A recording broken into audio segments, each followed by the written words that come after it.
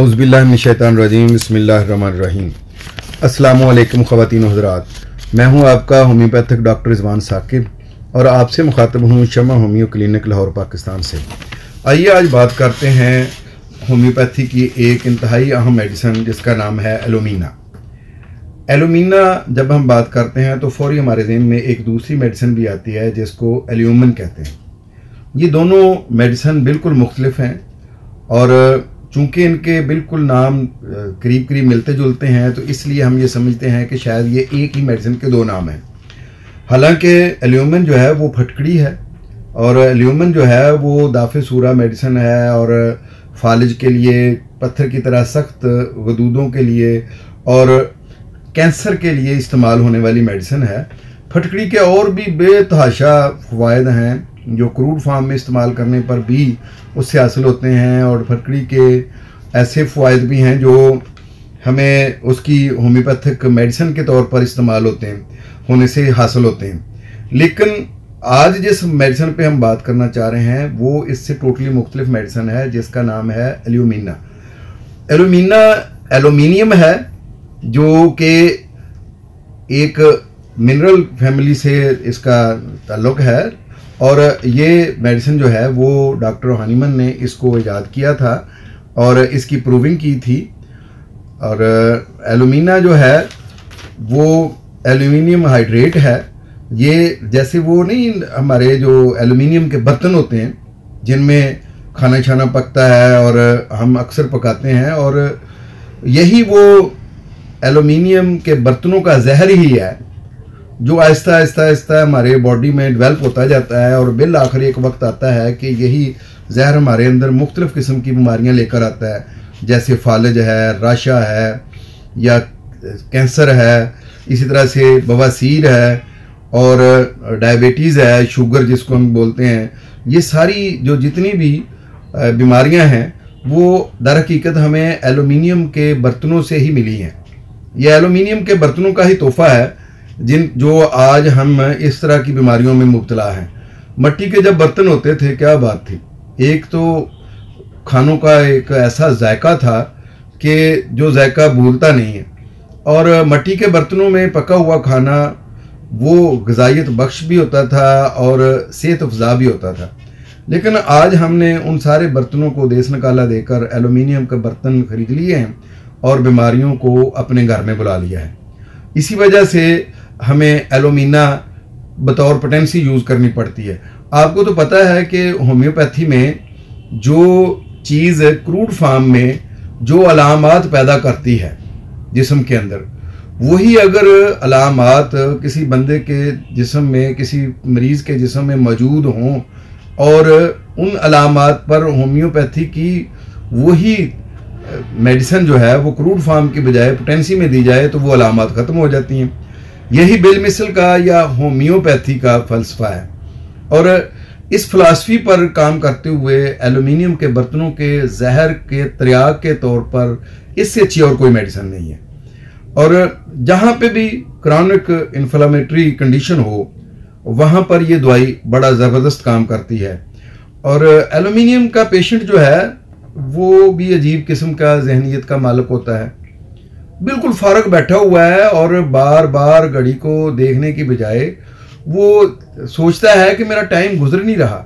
उसको time pass होता महसूस ही नहीं होता, बल्कि 1 घंटा अगर गुजरा है ना उसको बैठे बैठे, और बिल्कुल आइडियल बैठा हुआ है, फजूल बैठा हुआ है, और 1 घंटा बैठा है अभी तो उसको लगता है कि जैसे पूरा दिन गुजर गया होगा, को 12 घंटे गुजर गए होंगे। लेकिन जो ही वो टाइम की तरफ देखता है तो उसको एहसास होता है कि वो अभी 1 घंटा ही गुजरा है, हालांकि मुझे एहसास हो रहा है कि जैसे मैं खुद तकरीबन पूरा दिन गुजार चुका हूँ। ऐसा पेशेंट जिसके अंदर इस तरह की कैफियत हो कि उसको टाइम पास होता हुआ लगता ही नहीं है, तो उसके लिए भी हमारी मेडिसिन एल्यूमीना या जिसको हम एल्यूमिनियम कहते हैं बहुत अच्छी मेडिसिन है। अच्छा, एल्यूमिनियम के अगर हम रेड लाइन सिम्टम्स की तरफ जाएं कि जो कलीदी सिम्टम्स जिसको आप कह लें कि जो इसकी शिनाख्त है, उसमें सबसे बड़ा सिम्टम्स ये है कि ऐसे पेशेंट को आलू बिल्कुल नामाफक होते हैं, बल्कि निशास्तादार सारी ग़िज़ाएँ और शराब, सिरका, ये चीज़ें भी उसको माफक नहीं होती हैं, लेकिन आलू खाने से उसको नफरत भी हो और आलू खाने से उसकी तबीयत ख़राब भी हो जाती हो, आलू खाने से पेट में दर्द हो, आलू खाने से हैज़ा हो, अफारा हो, जो भी आलू खाने से उसको तकलीफ़ हो, वो सारी की सारी एलोमीना के केसेस की तकलीफ़ हैं। और ये देख लें कुदरत का निज़ाम कि आलू खाने से उसकी तकलीफ़ बढ़ती भी है, इसीलिए उसको आलू खाने से नफ़रत भी है। इसी तरीके से इसकी एक और कलीदी सिम्टम है मकद का फालिज। एनल पैरालाइस जो है ना, वो इसमें बड़ी ख़ास अलामत है कि इसको नरम पखाना भी ज़ोर लगाकर करना पड़ता है। सख्त के लिए तो खैर ज़ोर लगाना पड़ता ही है, और सख्त पखाना भी इसको गांठदार आता है क्योंकि वो पखाना निकलता नहीं है, 3-3 4-4 दिन तक हाजत नहीं होती है, और ना हाजत होने की वजह से मकद की फालजी कैफियत भी होती है। और अगर उसको पखाना आता है तो वो लेसदार होता है, नरम होता है, तो वो भी ज़ोर लगाकर, पूरा ज़ोर लगाना पड़ता है उसको करने के लिए। और अगर सख्त है तो वो गांठदार होता है और वो म्यूकस में लिपटा हुआ होता है और बड़ा ज़ोर लगाने के बाद आता है। इस पेशेंट में खुश्की तो पाई ही जाती है, और खुश्की की वजह एलुमिनियम का ज़्यादा इस्तेमाल भी है, और इसके अलावा ऐसे बच्चे जो डब्बों के दूध पर पले हों। खैर आजकल तो जो डब्बों का दूध है वो और जो गाय का या भैंस का दूध है उसमें कोई फ़र्क ही नहीं रहा, क्योंकि गाय भैंस भी जो हमें दूध देती हैं उसके अंदर भी वो मुख्तलिफ़ किस्म के स्टीराइड के टीके लगाकर उनसे दूध निकाला जाता है, जिसकी वजह से वो दूध भी डब्बों के दूध की तरह ही मुज़िर साबित होना शुरू हो जाता है। तो जो लोग बच्चे खुश्क दूध पीकर पले हों माँ का दूध पीने की बजाय, हालांकि माँ का दूध दुनिया की सबसे बेहतरीन ग़िज़ा है बच्चे के लिए। अब माँ के दूध को छोड़कर अगर कोई भी दूध पिया जाए तो वो उसके अंदर, बच्चे के अंदर मुख्तलिफ तब्दीलियाँ पैदा करता है। ख़ास तौर पर जो खुश्क दूध है, ये डब्बे का दूध है, उसकी वजह से जो कब्ज़ हो जाती है, कॉन्स्टिपेशन जो डब्बे के दूध से होती है, उसका मुजर्रब तरीन इलाज एलुमिना है। इस तरीके से टाइफाइड के बाद अंतड़ियों में जो है वो खुश्की और सोजन, और उसकी वजह से लोथड़ों की शक्ल में खून का खराज, ये वो सारी चीज़ें हैं जो एलुमिना के दायराकार में आती हैं। अगर एलुमिना 30 पोटेंसी में सुबह दोपहर शाम ली जाए कुछ अर्सा के लिए तो ये अलामत जो है वो ठीक हो जाती हैं। और एलुमिनिया की एक और कलीदी अलामत यह है कि पेशेंट को बस गलत सलत चीज़ें खाने का शौक़ होता है, जैसे वो जो नाकाबिल हज़म किस्म की चीज़ें होती हैं, जैसे कोयला है, चाक है, स्लेटी है, गाचनी है, पेंसिल के सिक्का है, वो खाता है, और मुख्तलिफ ऐसी चीज़ें खाता है जो खाने के उसके बाद उसकी जो तकालीफ में इजाफा भी होता है। लेकिन हैरत की बात यह है कि इन चीज़ों को खाए बगैर वो रह भी नहीं सकता, वो इनको ज़रूर खाता है। काफ़ी तेज़ किस्म की चाय, ये भी, इसका भी वो बड़ा शौकीन होता है, और इसी से उसकी बीमारियाँ भी पैदा होती हैं, जैसे ये जो बवासीर की अलामत है या पखाने के साथ खून का आना है, वो भी इसी वजह से ही होता है। औरतों में अगर हम देखें तो लेकोरिया की इसकी बड़ी ख़ास अलामत हैं। ये जो वाइट डिस्चार्ज है वो इंतहाई तेज़ाबी होता है, खराशदार होता है लेकोरिया, और लेसदार होता है।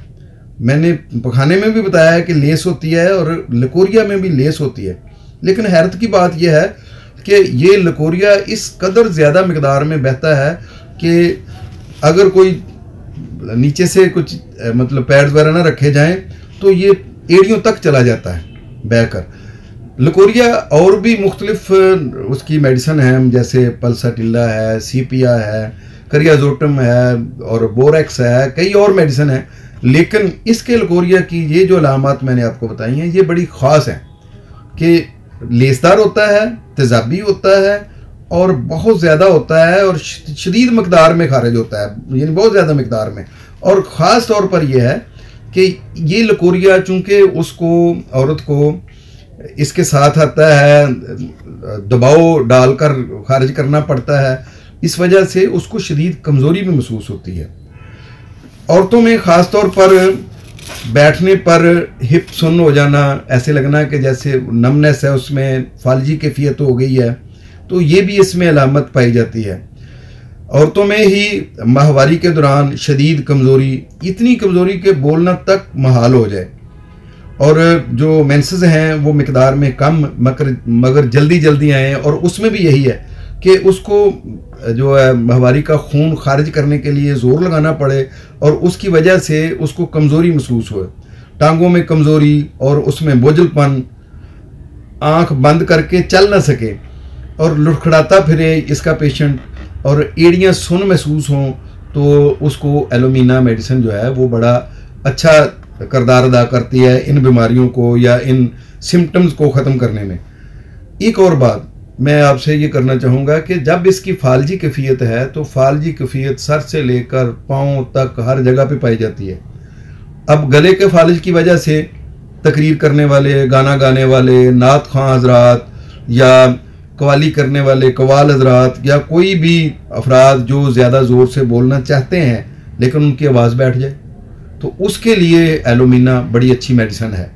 और खैर एलोमीना के अलावा भी बहुत सारी अद्वियात हैं जो आवाज़ के भरा जाने, आवाज़ के फट जाने या आवाज़ के बैठ जाने के लिए इस्तेमाल होती हैं, जिनमें एक बहुत अच्छी दवाई आर्म ट्राइफाइलम भी है। लेकिन ये मेडिसिन जो है इसकी ख़ास अलामत के फालजी कैफियत महसूस हो और क्रॉनिक किस्म की हो, पुरानी हो, तो उसके लिए ये बड़ी अच्छी मेडिसिन है। वैसे तो अगर देखा जाए तो आवाज़ जो भरा जाती है या बैठ जाती है, ख़ास तौर पर साइनस की वजह से या गले की ख़राबी की वजह से, तो उसमें और भी बहुत सारी, जैसे लेमना माइनर है, ये बड़ा अच्छा काम करती है। लेकिन जो एलोमीना का किरदार है वो अलामत के मुताबिक बाकी सारी दवाइयों से मुनफरद है।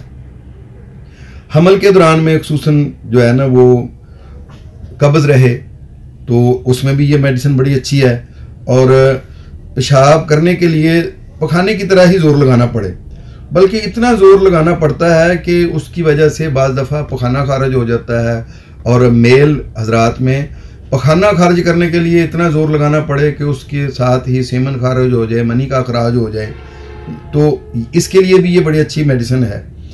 पेशाब ज़ोर लगाकर करता है ये पेशेंट, खा वो स्टिक्चर की वजह से ज़ोर लगाना पड़े, खा वो प्रोस्टेट के इनलार्जमेंट की वजह से या प्रोस्टेट की सोजिश की वजह से लगाना पड़े। अलामत अगर ये है तो एलोमीना दें, अल्लाह के फजल से इस चीज़ में अफाका होगा। आंखों के भेंगापन में भी ये मेडिसिन बड़ा अच्छा काम करती है, ख़ास तौर पर वो भेंगापन जो क्रॉनिक किस्म का फालिज हो, तो जिसकी वजह से ये भेंगापन है। ज़ाहिर है पट्ठे की कमज़ोरी कहीं भी है, असाबी कमज़ोरी कहाँ भी है, जहाँ भी है, और वो क्रॉनिक है तो वहाँ पे एलोमीना है। वैसे तो भेंगेपन के लिए साइक्लेमन भी बड़ा अच्छा काम करती है, फाइसोस्टिग्मा भी बड़ा अच्छा काम करती है, काली फास भी बड़ा अच्छा काम करती है, रूटा भी अच्छा काम करती है, जलसीमी भी अच्छा काम करती है। लेकिन एलोमीना का भेंगापन जो है वो इन सारी मेडिसिन से अलग किस्म की अलामत का हामिल होता है। जहाँ एलोमीना की अलामत होंगी वहाँ आँखों का भेंगापन एलोमीना से लाजमी ठीक हो जाएगा। हाथों और पाँव का कांपना फालिज की कैफियत की वजह से, और नज़ला ज़ुकाम में यह है कि नाक खुश्क, आमतौर पर तो नज़ले में और ज़ुकाम में तो ये होता है कि वो बेतहाशा नाक जो है वो हर वक्त गीली रहती है, लेकिन इसकी नाक खुश्क होती है नज़ला ज़ुकाम की हालत में और बंद होती है, और नाक की हड्डी कटी फटी होती है। कटी फटी होने की एक ख़ास वजह भी है। मैं अब आपको अगर स्किन की अलामत बताऊं तो इसकी स्किन की अलामत बड़ी अजीबोगरीब होती हैं। ऐसे लगता है कि जैसे किसी ने कच्चे अंडे की सफ़ेदी लेकर ना वो किसी के चेहरे पर मल दी हो और उसके बाद वो स्किन बिल्कुल अकड़ गई हो और वो कट फट गई हो। ऐसे लगे कि जैसे कोई लकड़ी की जो कह लें कि लेप कर दी गई है उसके ऊपर। और मैं उसको ये सारी अलामत जो मैं आपको बता रहा हूँ ना, इसकी वजह क्या है? इसकी असल वजह यह है कि एलोमीना के पेशेंट को पसीना बहुत कम आता है, बल्कि नहीं आता, और कभी आता भी है तो बहुत थोड़ा होता है, ना होने के बराबर। और स्किन को मॉइस्चर रखना, उसको नमी वाला रखना, नमदार रखना, ये काम तो पसीने का है। और इसी वजह से हमारी स्किन जो है वो हमें नरम मुलायम नज़र आती है कि हमारी स्किन जो है मुसलसल पसीने की वजह से मॉइस्चराइज्ड रहती है। और जब पसीना नहीं आता है तो फिर स्किन में के ऊपर ड्राइनेस होती है। देखें ना, सर्दियों में हमारी स्किन ज़्यादा ड्राई होती है, क्या वजह होती है? और सर्दियों में हमें ज़्यादा जो क्रीमें वगैरह लगाने की ज़रूरत महसूस होती है। इसकी वजह क्या होती है? ऑयल और क्रीमें ज़्यादा हम सर्दियों में ही यूज़ करते हैं। इसकी वजह यह है कि हमें सर्दियों में पसीना कम आता है। तो जो एलोमीना का पेशेंट है, उसको सर्दियाँ हो या गर्मियाँ हो, उसको पसीना आता ही नहीं है, आए भी तो इंतहाई कम आता है। अब जब पसीना बहुत कम आता है तो उसकी स्किन जो है वो शदीद किस्म की कट फट जाती है, चेहरे की स्किन भी, पूरे जिस्म की स्किन भी, और इसी वजह से उसको शदीद किस्म की खारिश होती है और खारिश खुजलाता है और यकदम खारिश होती है और शदीद होती है। ख़ास तौर पर रात को बिस्तर में खारिश जो है वो इसको शदीद किस्म की होती है। जो सल्फ़र का पेशेंट होता है ना, उसकी खारिश होती है मीठी मीठी सी, यानी हल्की हल्की वो खारिश करता जाता है। जो ही करता जाता है वो खारिश आहिस्ता आहिस्ता थोड़ी थोड़ी बढ़ती जाती है, उसमें इजाफा होता जाता है। वो खारिश भी रात को ही होती है और वो खारिश भी बिस्तर की गर्मी से ही होती है, जैसे एलोमीना की होती है। लेकिन एलोमीना की खारिश जो है वो यकदम और शदीद होती है, एक ही टाइम में फ़ौरन खारिश होती है। तो ये दोनों की खारिश में, इचिंग में ये फ़र्क है। ये फ़र्क जब तक आप नहीं देखेंगे उस वक्त तक इन दोनों दवाइयों में फ़र्क भी नहीं आप कर पा सकेंगे। अच्छा, इस पेशेंट की जो गमी और खुशी के मामलात हैं ये भी बड़े मुख्तलिफ होते हैं, यानी इसको हंसने और रोने के दौरे पड़ते हैं। इसकी अंदर जो होता है ना वो गम वाला होता है, कुरानिक किस्म का गम होता है इसको, लेकिन बाहर से वो हंसने की कोशिश करता है। जो ही किसी की बात पे हंसता है तो उसको अंदर का गम याद आता है, जो उसके अंदर में रोग होता है।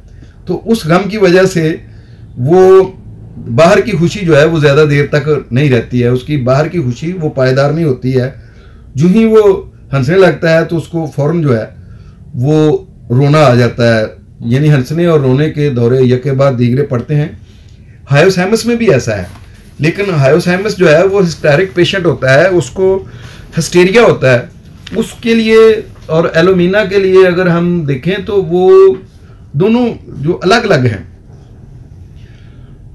और अगर हम दिमाग की अलामत को अगर डीप देखना चाहें तो इसका जो एलोमीना का पेशेंट है उसका जो सोचने का अंदाज़ा वो बड़ा मुख्तलिफ होता है।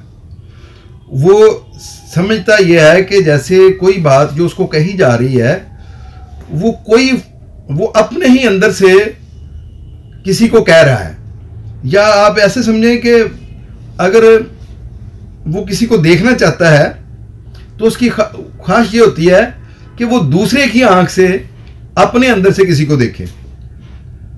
इसके अलावा यह है कि अगर देखा जाए तो चीज़ निगलते वक्त हलक में मछली के कांटे का एहसास जो है वो इसको हर चीज़ निगलते वक्त होता है। इसकी वजह क्या है? इसकी वजह यह है कि उसके हलक की भी फालजी कैफियत है। जब हलक की कुरानिक किस्म की फालजी कैफियत होगी तो ज़ाहिर है जो भी चीज़ निकलेगा उसको कांटा चुभने का सा दर्द महसूस होगा। ये एहसास उसको ऐसे लगता है कि जैसे मछली का कांटा उसके चुभ रहा है। और इसके अलावा यह है कि इसकी रेक्टम की, पाँव की, हाथों की, कूल्हे की, हर जगह की जो पैरालिटिक कंडीशन है वो बड़ी नुमाया और बड़ी कॉमन है। सारी बॉडी का जो फालजी कैफियत है, जैसे मैंने आपको गले की बताई है, जैसे मैंने माकद की बताई है, इसी तरह से ये तकालीफ जो हैं फालजी जो हैं वो एलोमीना में पाई जाती हैं। एलोमीना का पेशेंट बड़ा दुबला पतला सा होता है और सारी तकलीफ़ें जो है ना उसने वो अपने साथ पाली होती हैं, यानी पुरानी तकालीफ होती हैं इसको। अच्छा, इसमें एक और अजीब किस्म की ख्वाहिश होती है कि ये कोई तेज़ धार वाला चाकू किसी के हाथ में देखे ना तो इसका दिल में ये ख्वाहिश आती है कि मैं ये चाकू से अपने खुदकुशी कर लूँ, अपने आप को मार लूँ, मगर करता नहीं है। सियाना पेशेंट है ना, करता नहीं है, लेकिन इसके दिल में एक ख्वाहिश ये पैदा होती है। अच्छा, इसकी फालजी कैफियत को ही दोबारा अगर मैं देखूँ तो डकार में भी इसको फालजी कैफियत होती है कि डकार लेना चाहता है लेकिन आता नहीं है और वो डकार रुका हुआ होता है। जैसे हम अर्जेंटन एट्रिकम में देखें तो ज़ोरदार डकार आता है और साथ वाले बैठे हुए, बल्कि साथ वाले कमरे में भी उसकी आवाज़ जाती है, लेकिन जो हमारा एलोमीना का पेशेंट है वो ऐसे डकार के लिए तरसता ही रहता है, उसको रुका ऐसे लगता है कि जैसे डकार रुका हुआ है और आ जाएगा लेकिन आता नहीं है। एलोमीना अगर इस्तेमाल करवाई जाए तो उसकी ये कैफियत भी दूर हो जाती है और उसकी ये जो हलक की और मैदे की वो तकालीफ जिनकी वजह से उसका डकार रुका हुआ लगता है वो ख़त्म हो जाती है। इसके पेशेंट जो है वो लेफ्ट साइड पर इसको पेट में दर्द होता है, बीमारी का कोई भी हो, लेकिन अगर लेफ्ट साइड पर पेट में दर्द है तो बाकी अलामात के को देखते हुए मद्देनज़र रखते हुए ऐसे पेशेंट को हम एलोमीना से ठीक कर सकते हैं। अच्छा, जैसे हम सीपिया का पेशेंट अगर देखनी हो या देखना हो तो होता यह है कि वो टांग पर टांग रख कर बैठता है। अच्छा, इसका भी एक लॉजिक है, वो हम इंशाल्लाह सीपिया में आपको डिटेल से बताएंगे। लेकिन जो हमारा एलोमीना का पेशेंट है उसमें ये होता है कि वो पाँव पे पाँव रख कर बैठता है। अक्सर आपने देखा होगा कि कुछ लोग चेयर पर बैठे हुए हैं तो उन्होंने पाँव पे पाँव रखा होता है। तो ज़रा इस बात को नोट कीजिएगा आज कि कितने ऐसे दोस्तों से आप मिले हैं ऑफिस में या कॉलेज में या घर में या जो मेहमान आए हैं जो आपको पाँव की लामत से एलोमीना के लगे हैं। अगर आपको पाँव की लामत से बच्चों में बड़ों में कोई ऐसी लामत मिले तो मुझे भी कमिट कीजिएगा कि मैंने एलोमीना का पेशेंट ढूंढा है, ताकि मैं वो भी देख सकूं कि भी आप भी एलोमीना के पेशेंट की शिनाख्त कर लेते हैं। सॉरी।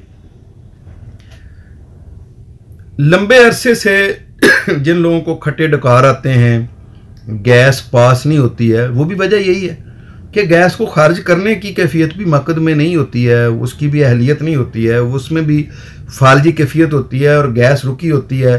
पेट तनता चला जाता है, तना हुआ होता है, लेकिन गैस खारिज नहीं हो रही है। डकार जो है वो छोटा सा खट्टा डकार आता है, भरपूर डकार नहीं आते हैं, जिसकी वजह से ना ऊपर से गैस खारिज होती है ना नीचे से होती है, जिसकी वजह से पेट तन जाता है। और इसी तरीके से 2-3 दिन तक पखाना करने की हाजत ही नहीं होती है। बड़ा जोर लगाए तो पखाना खारिज होता है और वो भी म्यूकस में लिपटा हुआ होता है। मिट्टी के रंग के पखाने आए तो समझ लें कि ये एलोमीना का पेशेंट है। और आलू खाने से अगर हैज़ा हो जाए और मोशन आने शुरू हो जाए, लेकिन मोशन खारिज करते वक्त उसको जोर लगाना पड़े, तो समझ लें कि ये एलोमीना का पेशेंट है। आप ये बात याद रखें कि एलोमीना में फालजी कैफियत और मोशन करते वक्त ज़ोर लगाना वो भी फालजी कैफियत में आता है। जब ये लामत हो तो आप बेधड़क एलोमीना को इस्तेमाल कर सकते हैं। और मैं आपको अक्सर ये कहता हूँ कि जो स्टूडेंट्स हैं वो इसकी 30 पोटेंसी से इसका आगाज़ करें। 30 से बड़ी पोटेंसी गो के कुरान केसेस में दी जा सकती है और उससे शिफा याबी जो है वो बड़ी जल्दी हो जाती है। लेकिन बाज़ दफ़ा अगर रेमडी की सिलेक्शन में कोई पोटेंसी की सिलेक्शन में और पोटेंसी के से पहले रेमडी की सिलेक्शन में अगर गलती हो जाए तो 30 पोटेंसी को एंटीडोट करना ज़्यादा आसान होता है बड़ी पोटेंसी के बजाय। तो इसलिए पहली बात तो यह है कि कोशिश करें कि रेमडी जो है यानी मेडिसिन जो है वो सिलेक्ट करते हुए इंतहाई एहतियात से काम लें। आप पूरे साइन सिम्टम्स पेशेंट के लें, खा आपको कितना ही टाइम क्यों ना लग जाए। जब आप आहिस्ता आहिस्ता सारे साइन सिम्टम्स लेते हुए किसी मेडिसिन के आप आहिस्ता आहिस्ता जब मटीरिया मेडिका से मेडिसिन का इंतखाब में माहिर हो जाएंगे तो फिर आपको इतना टाइम नहीं लगा करेगा। जब आप सही मेडिसिन सेलेक्ट कर लें, मर्ज़ के मुताबिक मेडिसिन को सिलेक्ट कर लें, तो फिर आप कितनी ही बड़ी पोटेंसी दे दें वो साइड इफ़ेक्ट इंशाल्लाह नहीं होंगे। लेकिन अगर पोटेंसी सही सिलेक्ट ना हुई हो, जो उस मर्ज़ की असल दवा थी वही ना सिलेक्ट हुई हो और खुदा न खास्ता वो मेडिसिन आप दे लेते हैं तो वो नुकसानदेह साबित हो सकती है। मेरे ये लेक्चर्स जो हैं वो ज़्यादातर स्टूडेंट्स के लिए होते हैं, इसलिए जो आम जो यूट्यूब पे मुझे देखने वाले दोस्त हैं मेरे, वो इन लेक्चर्स को आज खुद सुनकर मेडिसिन को इस्तेमाल ना करें। सेल्फ मेडिकेशन जो है वो बाज़ दफ़ा नुकसानदेह साबित हो सकती है। आप हमेशा होम्योपैथिक मुआलिज के मशवरे से इस्तेमाल करें। बहुत शुक्रिया। अल्लाह हाफिज़। अस्सलामु अलैकुम।